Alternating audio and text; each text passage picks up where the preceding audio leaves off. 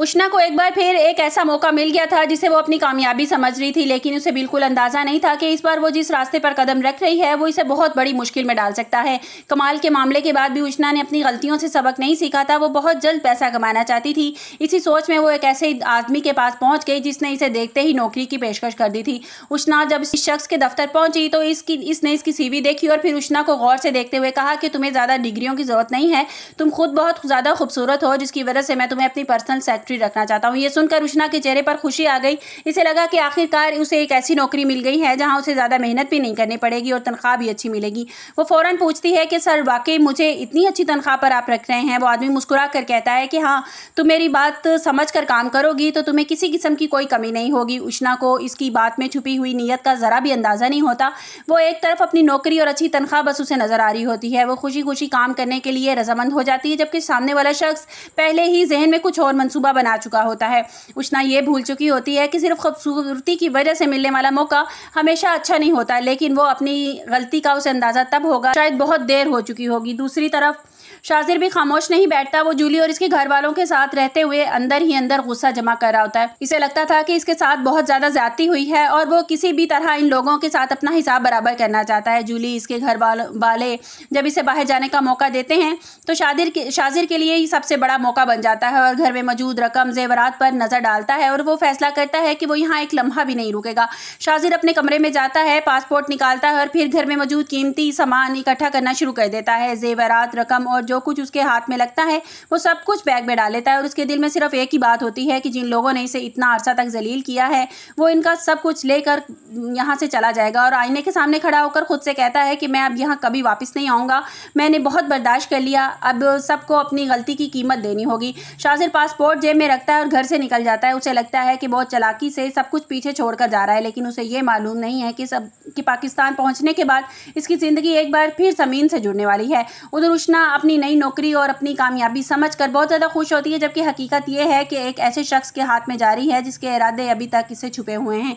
एक तरफ उष्णा अपने आसान रास्ते से पैसा कमाना और कामयाबी हासिल करना चाहती है और दूसरी तरफ शाजिर अपने साथ होने वाली पुरानी बातों का बदला लेने के लिए पाकिस्तान वापस आ रहा है। अब सवाल यह है कि क्या उष्णा को वक्त पर इस आदमी की असलियत का अंदाज़ा हो जाएगा या अपनी गलती की वजह से वो बहुत बड़ी मुश्किल में फंस जाएगी? और क्या शाजिर पाकिस्तान पहुंचते ही दोबारा समीन की ज़िंदगी में दाखिल होकर इदरान और समीन के रिश्ते को तबाह करने की कोशिश करेगा और वो क्या इसमें कामयाब हो जाएगा?